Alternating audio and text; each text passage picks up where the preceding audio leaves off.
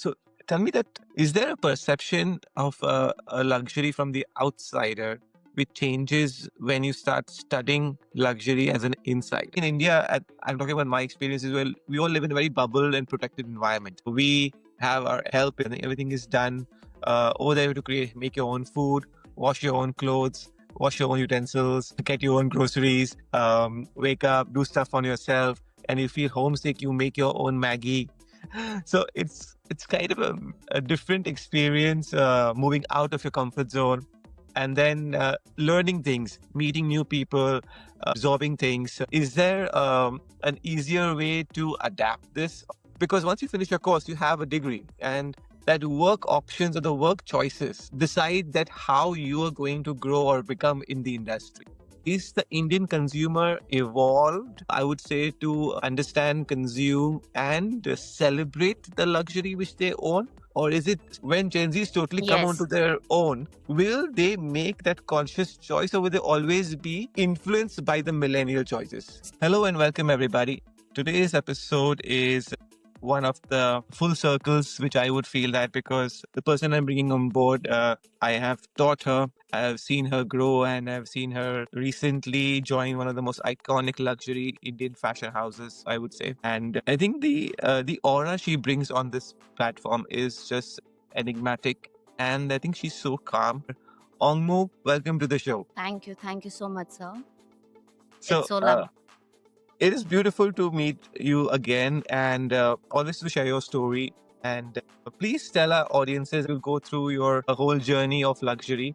How did the origin story start? Like, where did your first stint with fashion or luxury start? And how did you grow from there? I think from Kolkata and then grow all over India and then Italy and then now at its luxury fashion house. So it started with actually a fondness a little girl had for fashion. It started at the age of 10. It grew when I was in Kolkata studying my basics, primary schooling. And then it transformed into something that I was so passionate about. I was actually going to drift into political science honors student, got my admissions done, but my for understanding fashion and the market part of it just grew so deepening into it that I had to sit for my NIFT exams. I was Wow. like, I would do that, and my father somehow he was always there to support me. And I think that was the greatest blessing that I've always had from his end. So we went forward and we just sat for the exam. I wasn't prepared.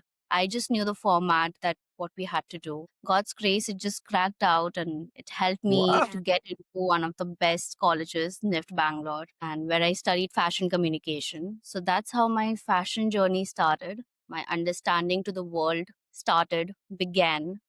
And post that I entered Myntra. I worked a couple of years over there as an associate for visual content and quality, where I was handling the more of A plus rich content for luxury brands under the beauty and makeup segment, cosmetic segment. And yes, that's post that I decided that I would want to understand more about the luxury brand now, because that had given me a little peekaboo into the market understanding when I was working at Myntra.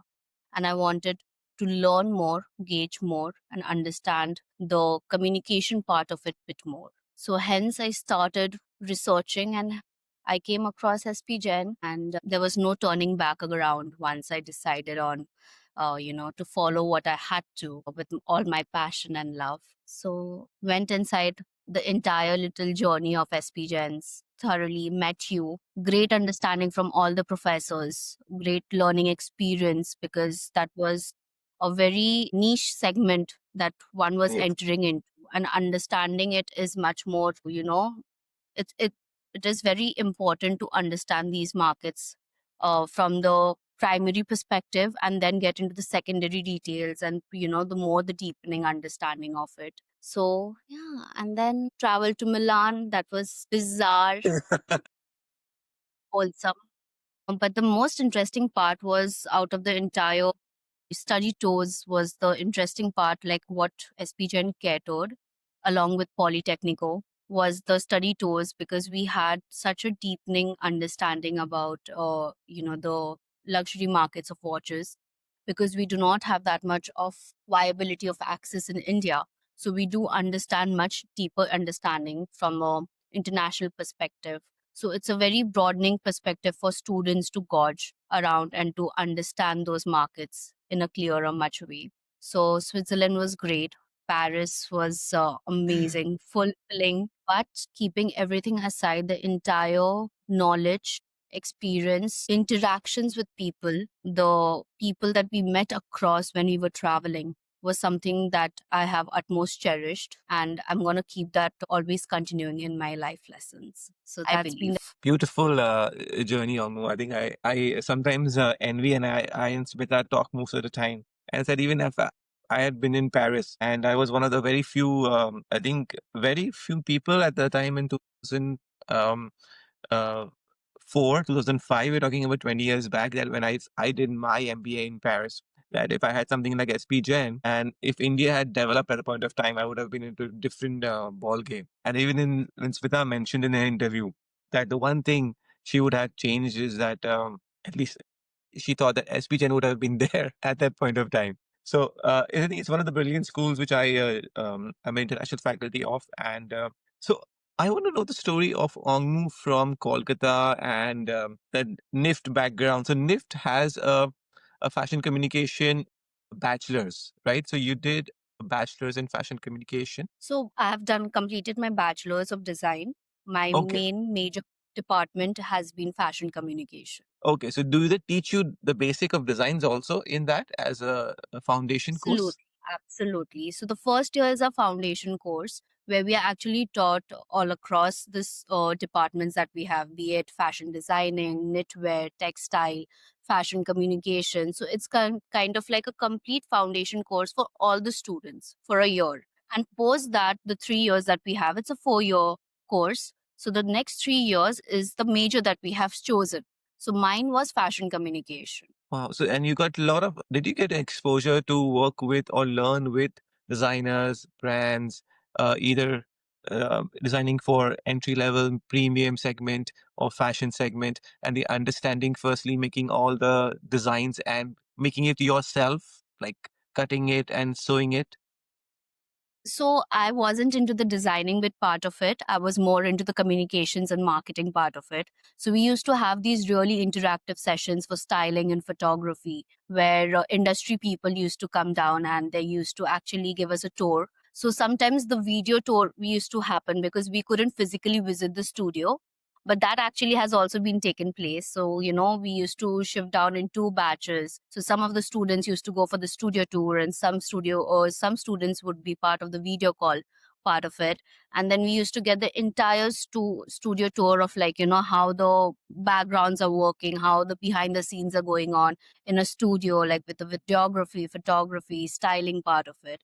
So that was completely interesting. And then we also had a lot of guest lecturers, and I think that was the best part and sessions about my NIF journey, because those although we say it's like guest lecture, but then those are, like, for me at least, were something that I really cherished, because the kind of insights that you get, you cannot viably get from anywhere else. So Yes. during those 3 years, this was the kind of journey that we have had. Like, they try to mold you in a way, they try to give you situations, they try to make you work practically, theoretically, opening every perspective, making your brains work continuously, making you do the thing. So that's how the professors lined up our story journey for in NIFT. So that was an interesting part, because I have not learned drawing. I'm so bad at it.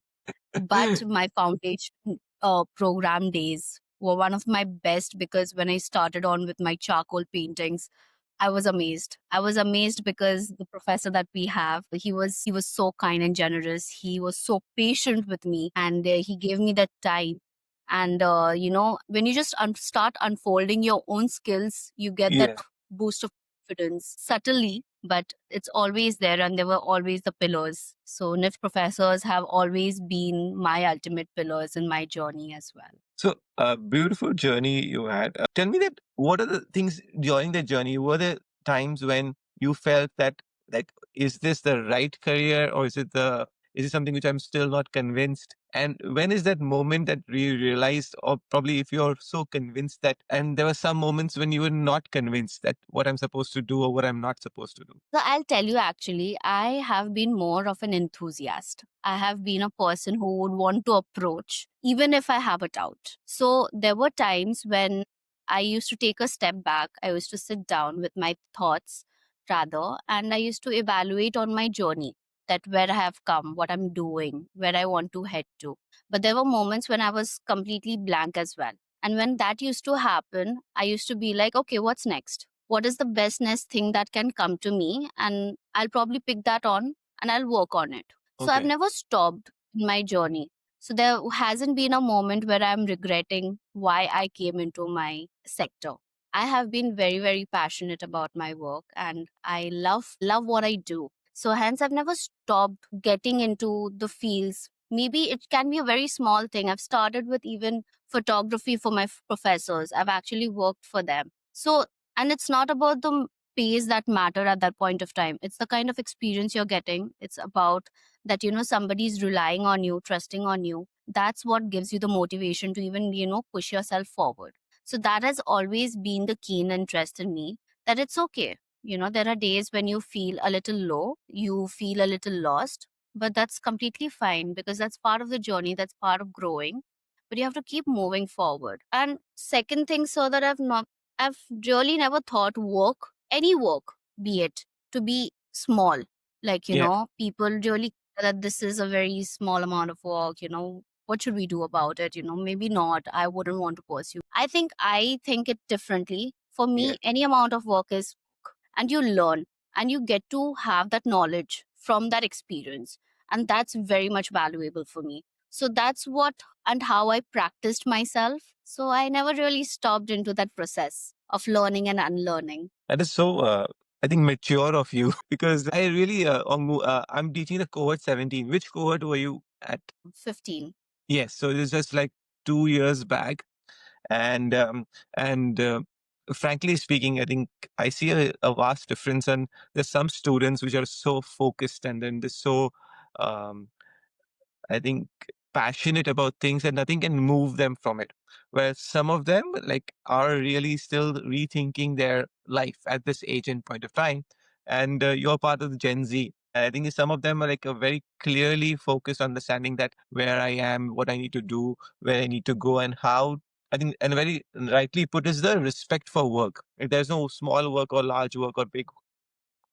Every work gives you experience. The idea that what you've gone through is it's very inspiring, and I wanted that to be shown to my audiences. So post NIFT, I think you actually joined the corporate sector, like actually doing like P&Ls, inventory, logistics, understanding that how, because Myntra is more about e-commerce, making things move, and you are doing the content part of it. So you need to know the product. You need to like weave a story, put it out. Where do you feel that you felt the need to do another master's or something which is totally aligned to what you felt that was missing? And would you have been continuing more at Myntra and become like the brand head or something? Would that have been, if not luxury? So for 2 years, when I actually joined Myntra, I was offered a position where my major task was focusing on the premium luxury brands that we had for beauty segment, be it Carolina Herrera.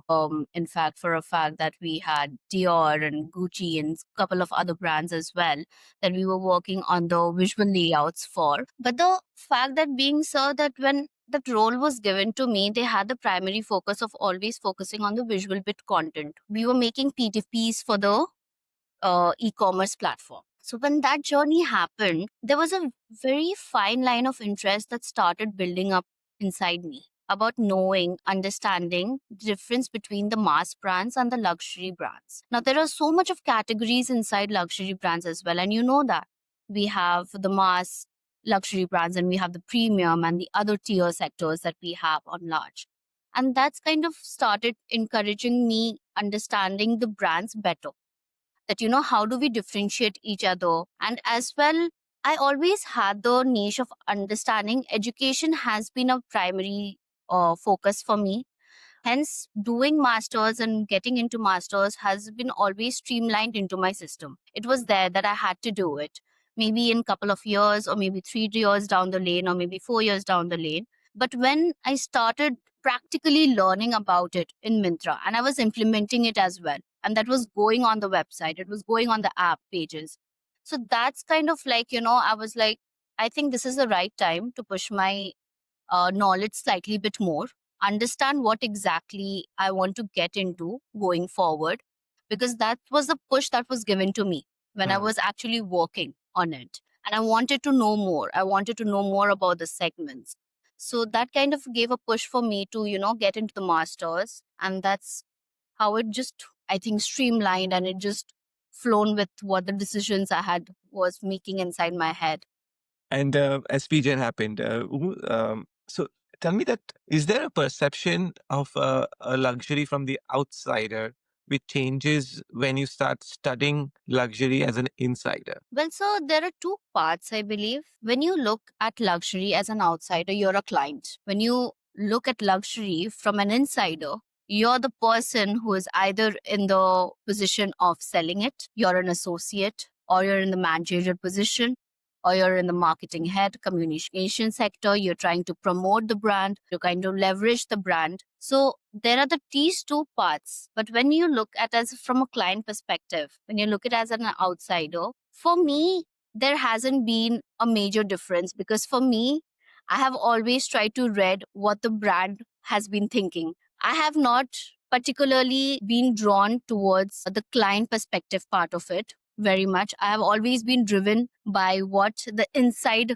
part of it is going on. So hence for me, I feel that, that I've been more focused on, how the brand is doing, what the brand is doing, why the brand is doing, and understanding the customer target area part of it.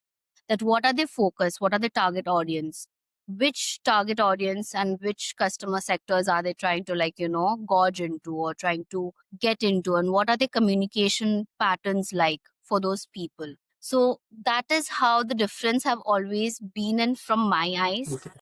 I wouldn't say the other way around, like it's been really fancy or Yes, alluring. Of that's course, what the brands are that's there, the the idea. brands have the history, the brands have their own aura, that goes without saying. From my eye perspective, I have always been more interested in what exactly is happening inside the brand and why the brand is doing it. So I've been more of the insider than the outsider person. I think yes, from the start, because I believe you're the exact target audience which luxury wants to target because you understand the marketing, you understand demographics, you understand targeting, you understand the psychographics, you understand the psychometrics of it. So I want to know that because as an aspirant, like enthusiast, a luxury enthusiast, even when I didn't know luxury at all, and I started my journey way back in '96, the first thing that enamored me to luxury was a Sheetal design studio. At that point of time, Hemant Trivedi was the head, and it was one of the most exciting things ever before I experienced it. And that at first luxury from the outside is to acquire it. Like I need to have it. I need to have a part of the brand. And then once you start learning about it, you start understanding it's not about the acquiring part. It's not about having it, but it's about being part. So you have to be a part of that brand to really realize that what characters and how they live and what is lifestyle, what is their understanding. I think for you, Absolutely. I think you're already so um like focused on it compared to all the other people who are trying to buy a LV or a Gucci or a Prada or an Hermes. And I think you must be like totally coming to realization that this is the right step which happened.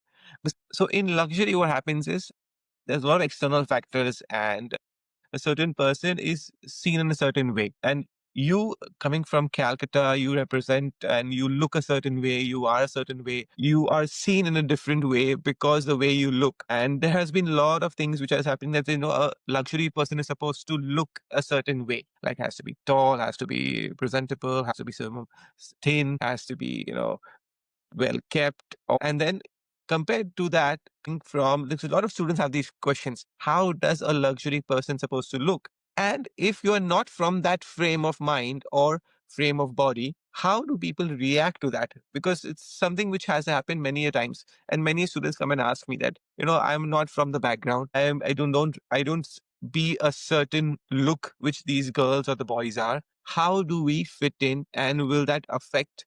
And they're there because they have felt that there has been, I would not say differentiation, but there has been some kind of underlying current which shows them that they are being differentiated. So how do you define that, or define that, because you have come from where you come from, and basically, yeah, and you're a much more stronger person. But think about the people who are not and get affected by all these things, and then how they should survive, or they make their place in luxury.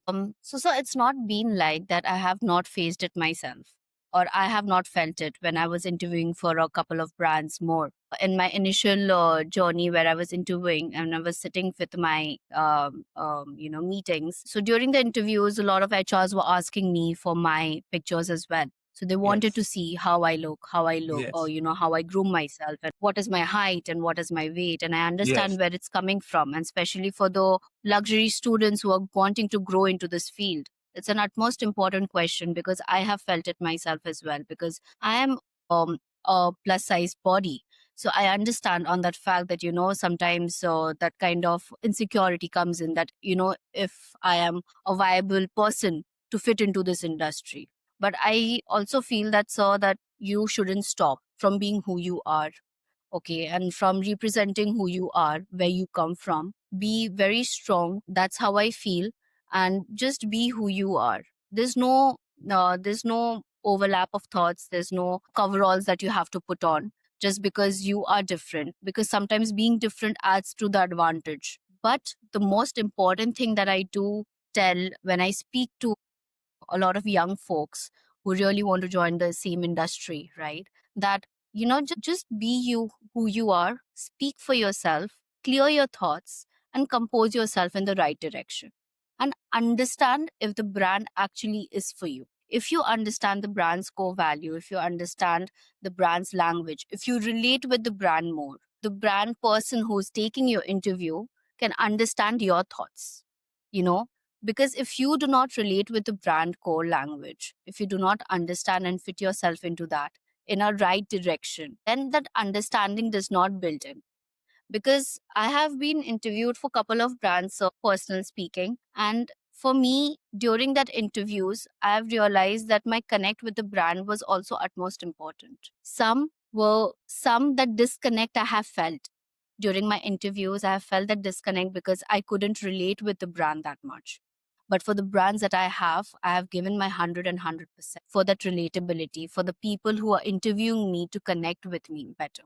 So that time, the structures, where you come from, what you do, how you look, it does not really matter that much, Mhm. because you have that much of bond with the brand. You have that much of understanding with the brand, right? And they see it. So that's what I cater to and say that, first impression is always the last impression, right? But it is always not the last impression, because you are the person who can change it with your thought processes. The person right in front of you should understand you, should relate with you on that note. And that's how you see it. That's how you grow with it. So for me, so the journey has been ups and downs regarding the bodies, body typing, look wise, because I actually felt initially that probably because I am from the land, from the eastern regions, maybe it would be difficult for me to fit into the sector that I'm trying to get in right now, and I've already gotten. However, it turned out the opposite way. The opportunity was given to me no matter what. With regards, just being transparent sometimes helps the Mhm. person right in front of you to connect with you. And that's really important. So, keeping everything in mind, I just feel that no matter what size you are, you should just keep going with your dedication. And the right person will always see the rightness in you. Visual representation is a big factor in luxury. Coming to now your Italy stint, I think you briefly explained a beautiful journey and how. So, is there a massive difference between what you thought Italy and the experience was and the studies were versus how you experienced it outside India? Because again, for me, my first trip to Paris was my first international trip, and I think in India, I'm talking about my experience as well. We all live in a very bubble and protected environment. We have our help, and everything is done over there to make your own food. wash your own clothes, wash your own utensils, get your own groceries, wake up, do stuff on yourself, and you feel homesick, you make your own Maggie. So it's kind of a different experience, moving out of your comfort zone, and then learning things, meeting new people, absorbing things. Is there an easier way to adapt this, or is this like something which makes you better? Because I've heard, and I think for me also, it was a very difficult time because I stayed there for 4 years. I think you guys stay only for like 6 months or so, and I adapted it, and you guys learn the language. So tell me that transition and that experience which you had, and does it make it? I think you make your exposure and your understanding like totally big. Okay. So let's talk about the adaptation part first, because I think that's utmost important, right? That is the key. You must adapt. You should be Okay. so flexible in life that you should adapt to any situation, given situation. I feel that ways. So adaptation is the key actually. You must mold yourself, be independent, enjoy. I feel that is the time when you travel, you get to see a different side of yours. You explore a different side of yours. You find a different side of yours, and you meet ample amount of people who actually show you who you are sometimes. You get a really different reflection. It's like a mirroring happening, but it's not really that. It's just, you get to see so many reflections of you and you learn so much from different people you meet. So I think that's a beautiful, beautiful journey. That's okay. You have to make Maggie once in a while here and there. You have to wash your own clothes, do the laundry, do everything. But that's fun too. You can just play some music, have fun, and just keep doing your everyday house routines and on, and you can always keep going. But coming to the market bit part of it, it was eye opening on the front of international brand understanding, right?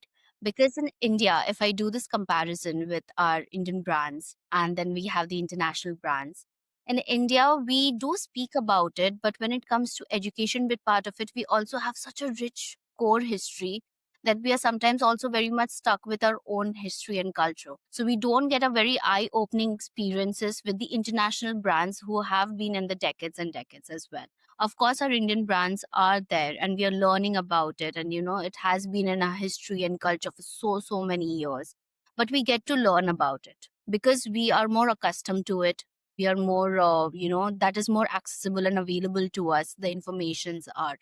But when I stepped into Milan, the kind of brands that I could see around me, the people, they knew what they want to buy, especially the customers. I could see around that, they knew that they want to go for this particular brands as well. They had their intentions clearly set. They didn't want to focus on any multiple brands or explorations happening because I was into this one Renascente departmental store and I was just standing and I was just like looking at the customers. Everyone, the associates are trying and trying, but people who were actually coming to buy in, they knew what they're coming for. And they used to go down to that brands and they used to just be like, you know what, this is what I want to try. Show me the products. And they just go and buy that brand. They're wanting to get that brands, even if it is in a small way possible. But for markets in India, we do think about it. For us, quality and quantity goes in hand. We do not just rush into it. That is just a brand name and this and that. And now we are so much of a conscious luxury buyers that, and I feel that's amazing. And I think that's a beautiful part of India because we are really conscious about what we are, giving the money for and is it valuable. So that is also really, really beautiful aspect. Actually, more than beautiful, I think it's more very smart way of Indian thinking process, I believe, that we Indians have. But keeping that part aside as well, in Milan, that was really nice that, the brand people are quite attached to the thinking with the brands. So they always knew what they wanted to go and see around and, buy. So, and also explore because there were a couple of new brands for me. So I was more of an explorer enthusiast that, I would want to go and try on the brands if it's new for me to understand because I haven't heard about it much more. So we used to go explore a lot of brands over there, like be it from fragrances to beauty. to even accessories and clothing. So it was an open market of learning for us. And that was just amazing, because the amount of knowledge you get to gain from there. So I had a multiple conversations with a lot of associates over there on the departmental store, because I feel when it's a boutique shop, or it's just like segmented shops for the brands, it's easier, because it's easier for the associates to sell, because they know the clients are going to come in and they want to buy it. But in a space like departmental store, where there are multiple brands hovering around you, and then there are clients coming in, customers coming in, new customers, some are old, and all of those things, and in that mid cross you have to, communicate the product's knowledge. I think that is an amazing job that the associates do over there in the departmental area. So having those type of interactions with them, and how did they come into the system, how did they come to the reach of the brand, how do they have that interaction with the clients, I think that gave me a lot of eye opening knowledge, understanding about the front end part of it, the customer dealing, the relationship, because those people were the main people who were connecting the client and the brand together. So that Yes. was amazing to have those little conversations with them and experiences. So, yeah. So I think beautifully put again. Our experiences are quite different because when I went there, I had a period of adapting for a very long time because I was a part of a very different course, and it was a double degree master's. And I had 6 months in Paris and I had 6 months in south of France.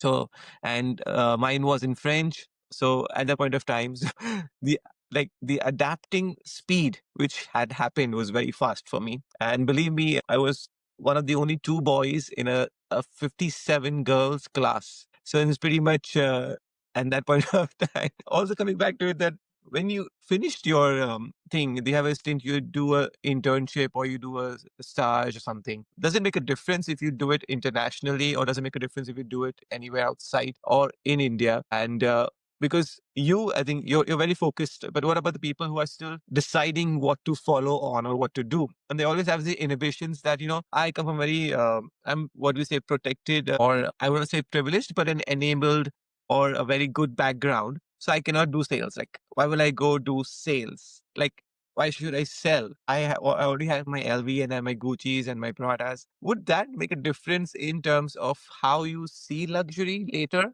Because once you finish your course, you have a degree, and that work options or the work choices decide that how you are going to grow or become in the industry. So coming from you, I think it'd be much easier because I've been telling this for quite a long time because I've been working in sales my whole first few years to understand, and then sold products because the idea is, why would I sell products if I'm a luxury? That's the question. Can that make a difference? Yes, I've got this question multiple number of times. So, what I at most believe is that you should know your client Okay. in whichever section you are. If you're doing brand communications, if you're doing marketing for a luxury brand, if you're doing the operations or supply chain or merchandising or retail or the front end sales, you must know your client. And for that, you have to have a communication with them. If you do not have the communications with your client, if you do not understand where your clients and customers are coming from, what are their mindset, because there are different categories of our target audiences. Some are literally ultra HNIs, some are just HNIs, some are just coming for the, that this is my earnings. They have really saved those earnings and they really want to buy something from the brand now. This is their first purchase. And now they are going to be converted into the long term, customer client journey with the brand. So understanding your clients is very important. For that, communication is utmost important.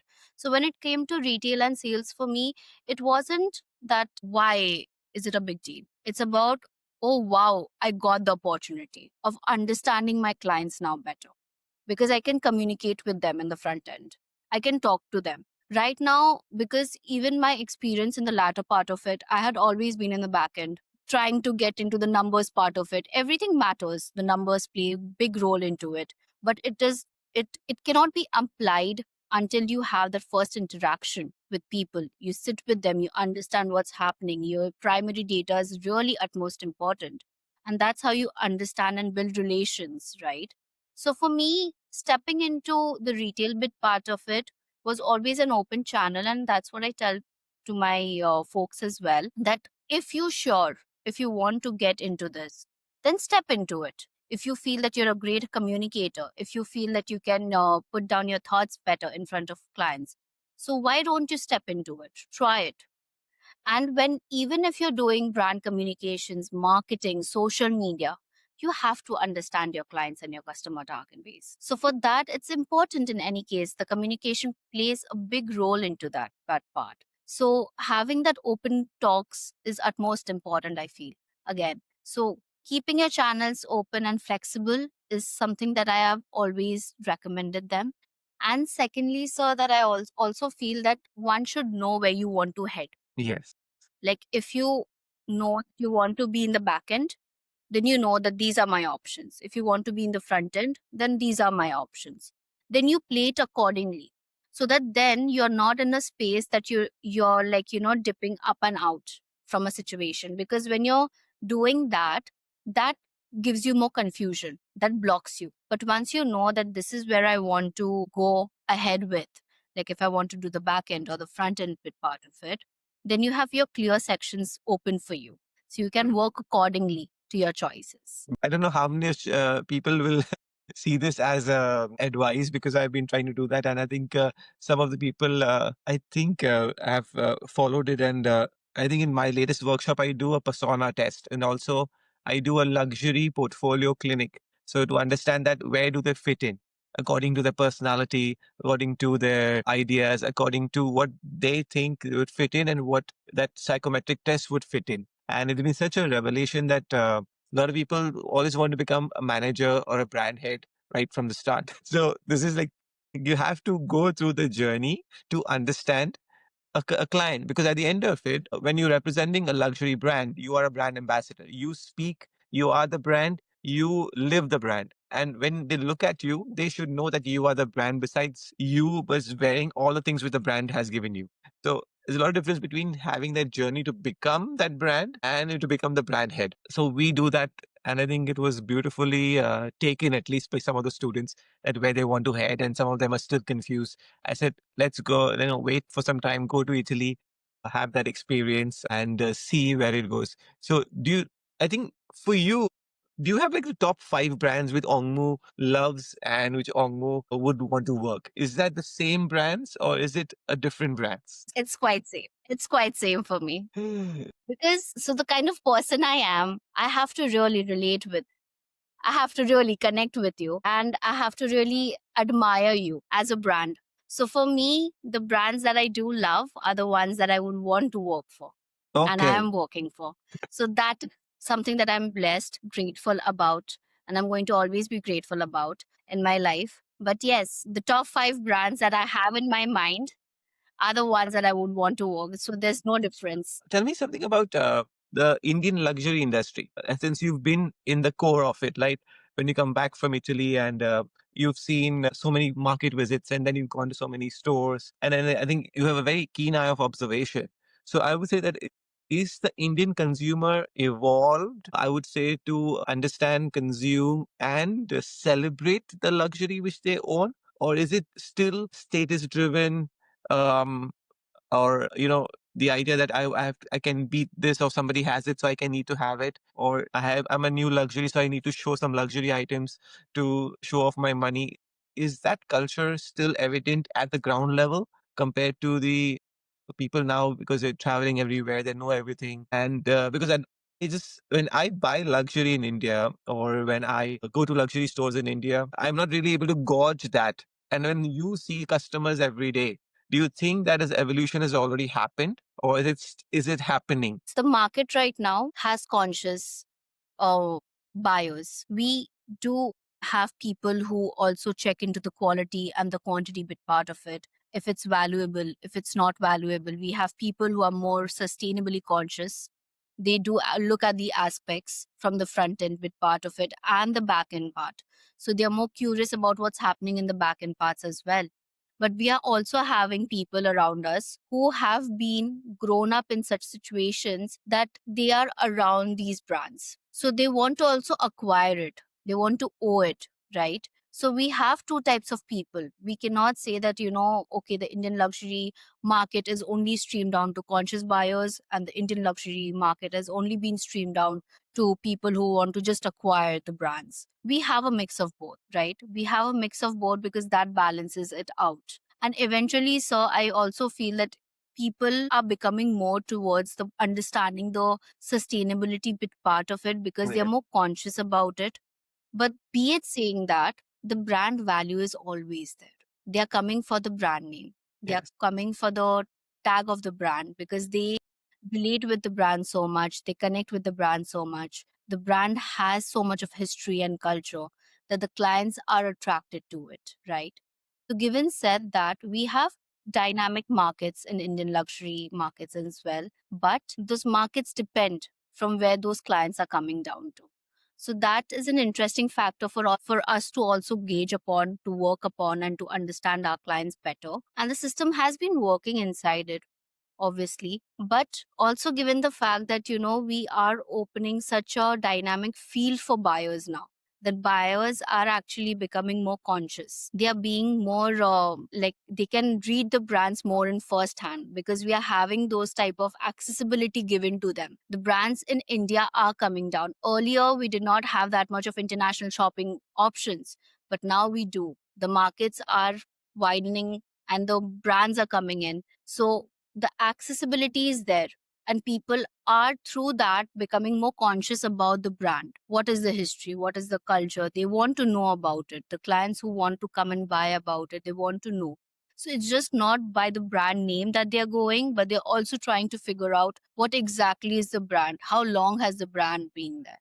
So the study is happening by every conscious customers and clients as well, for the people who have been in the industry, for the people who want to come into the industry, and for the people who are part of the industry. So there's always this continuous channel of growth happening into this part of it. All right. Good thing, because I still get questions that when I enter a luxury brand, am I still judged by what I'm wearing, or how do I speak, and what kind of English do I speak? And they say, sir, have you seen going to this store? Have you seen this store? Have you experienced this? And I get the experiences. Sometimes it happens. We always see, and we're very intimidated by the closed doors of all these luxury brands, and it's difficult for them to open that confidence level. Have you felt and seen that difference, at least in India? Because I'm sure that there is a lot of customer experiences which have gone bad because of the fact that how you are, which would not have happened abroad, or vice versa. What do you think is your take on the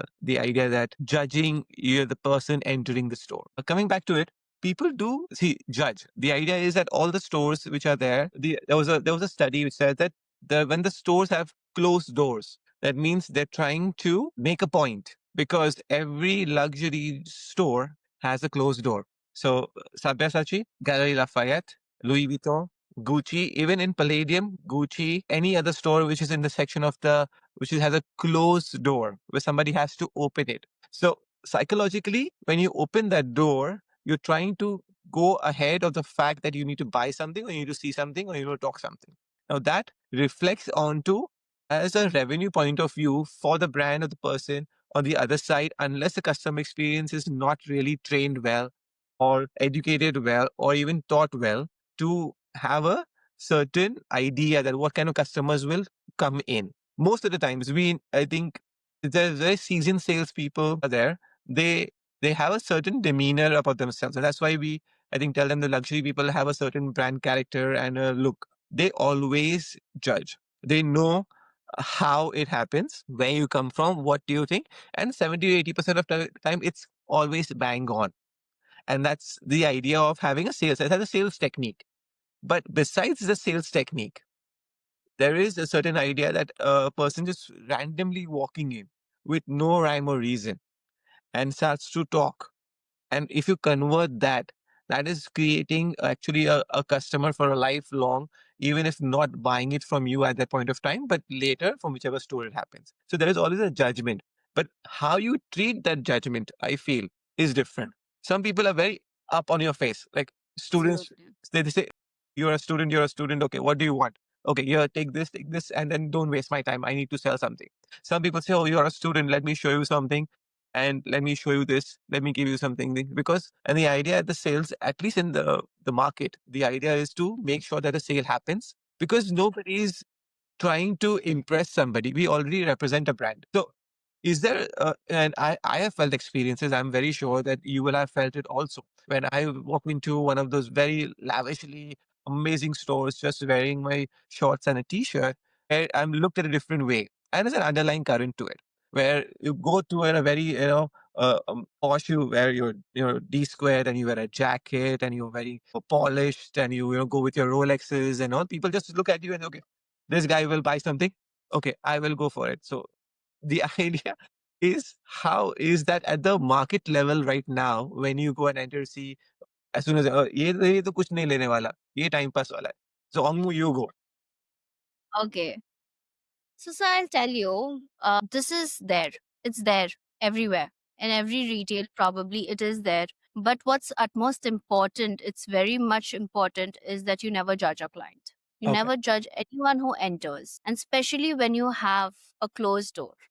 Yeah. Because who enters is the person who is there to explore, to just see, to experience it. And that's what we are catering to. There's a reason we have open doors and we have closed doors, right? For every person who enters the store, they might not be a client, they might not be a customer, they are just mere admirers.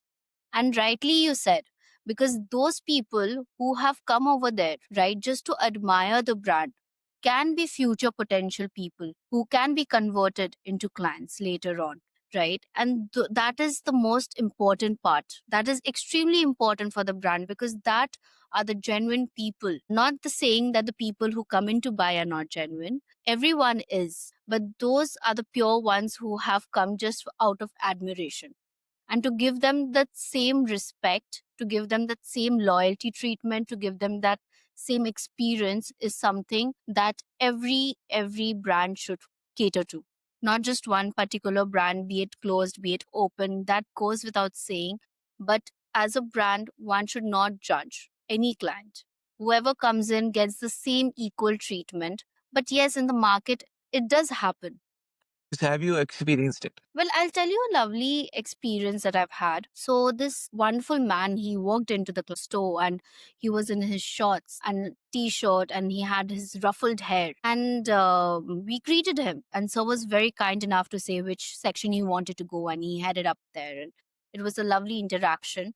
And he headed up to his work. He came down. Once before he was leaving, he just looked around and he smiled and he said, "You ladies have a lovely time." He was in his boxers, probably shorts, t shirt, ruffled hair. It looked as if he had just woken up and he had come to the store. But what a lovely man.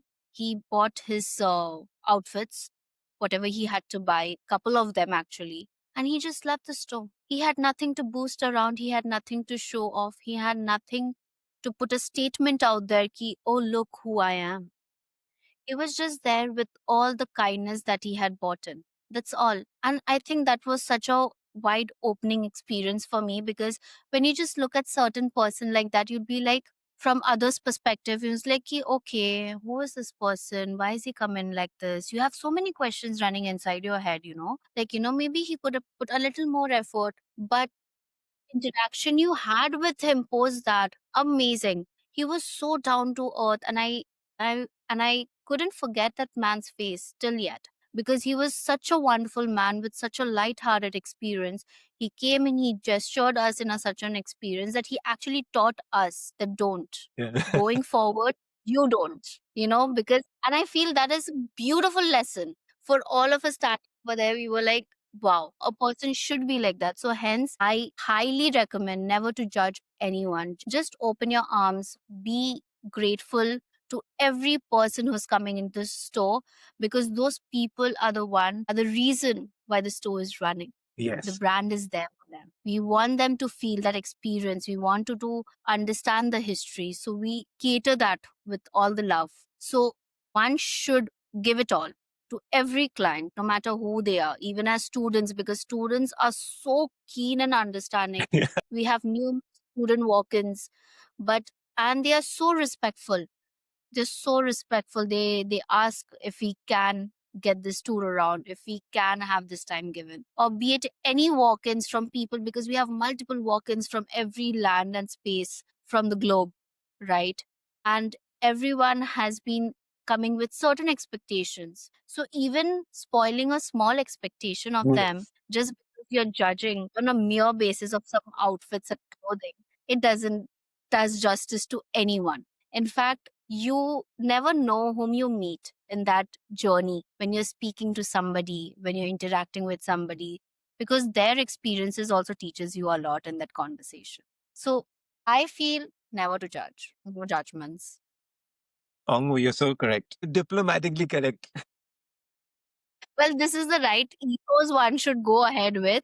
Now people have their own representation, so they can follow their own, but that's how I present. Gen Z really focused on what they want to do, because I was just looking at a lot of other things, and a lot of millennials are understanding a different idea of the luxury. Gen Zs have a different idea of luxury, and they eventually, it is going to happen that the industry is going to shift from millennials consuming to Gen Z consuming. It's happening by 2030, 2040 is where we will see Gen Z is totally developed and consuming luxury, which has happened and started to happen. Where they're conscious about their presence, their social presence, conscious about their community, their environment, and the brands which are aware about the community and environment. So, is there an inclination which you have already seen happening from the Gen Z point of view of consuming luxury,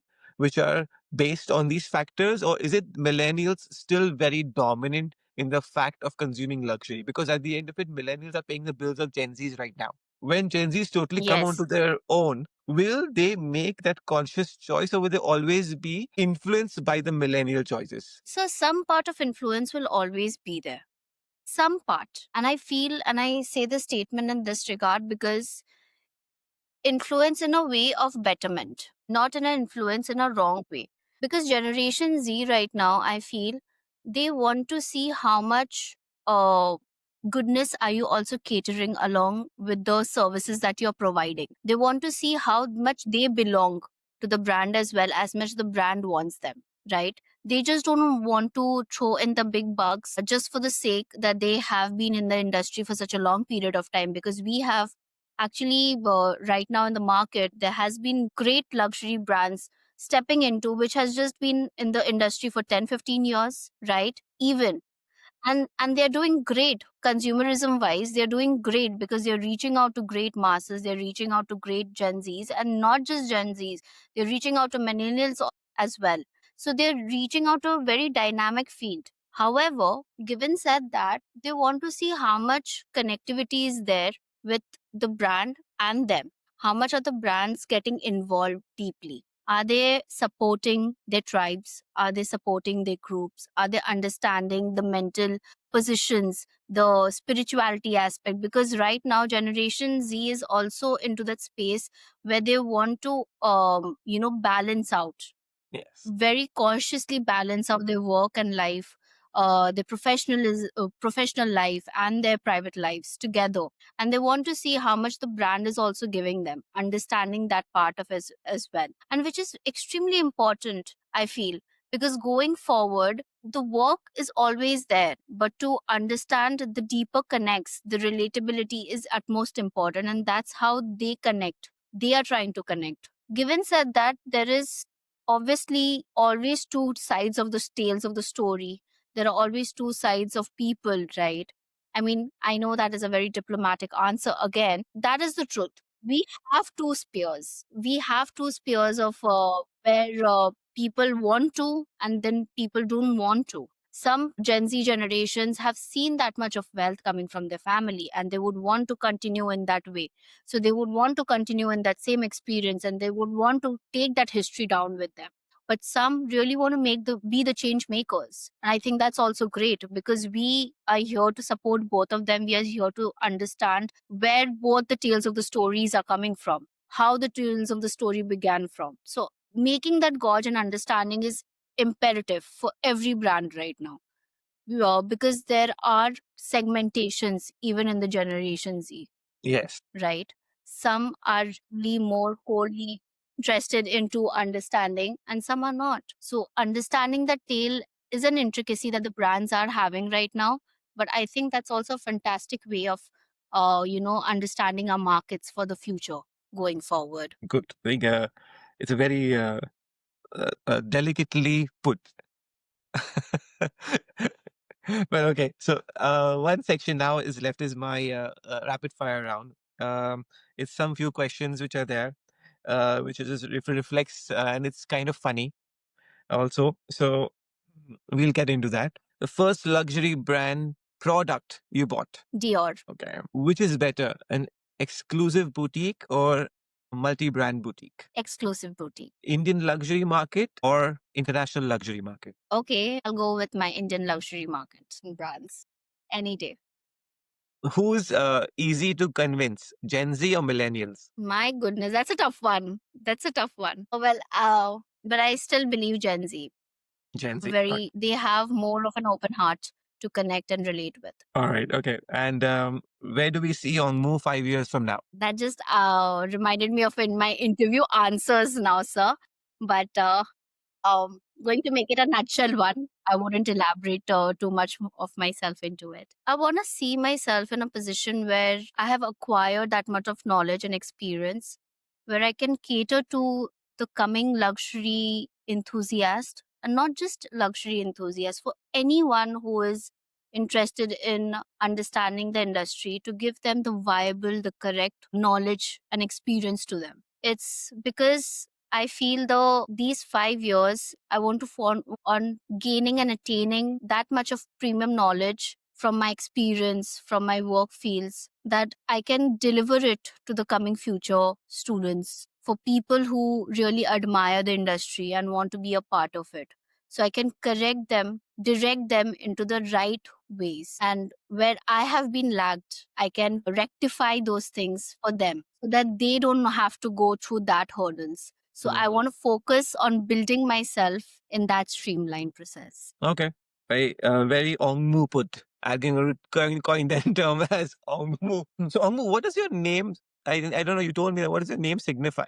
Is it a meaning to it? Yes, it's a name of a Buddhist goddess. So Okay. in Hindu, like Ma Durga is there. So Ongmo is a name given to a Buddhist goddess, replicated to Ma Durga. Oh, okay. It's very angry, as in very intelligent. I think Ma is supposed to be a protector, a soul of calmness, and also at the time when needed, a person who would voice out the issues at the given point of time. So thank you, Ongmu, for this lovely, I think, revelation of understanding a student's life, a professional life, and then the idea that how you've beautifully weaved your journey through NIFT, I think Myntra, corporate life, luxury, SPJN, and now representing and being part of the Indian luxury industry. It's just amazing. I think even for me to listen and to hear and connect with my students, which I've taught, and seeing them grow and shine. It always, I learn some things from them, and I always say that you'll be students of life. So thank you for coming on this platform. And we will always want to follow you a couple of years down the line and reconnect and see that how it has evolved and flourished. So thank you for being on. Thank you, sir. It was my great privilege. And I'm so, so grateful to you for always reconnecting and always staying connected. It hardly happens that, this type of connects happen. And I genuinely believe that there should be genuineness in the connect that you're having with a person. So thank you for entrusting that in me.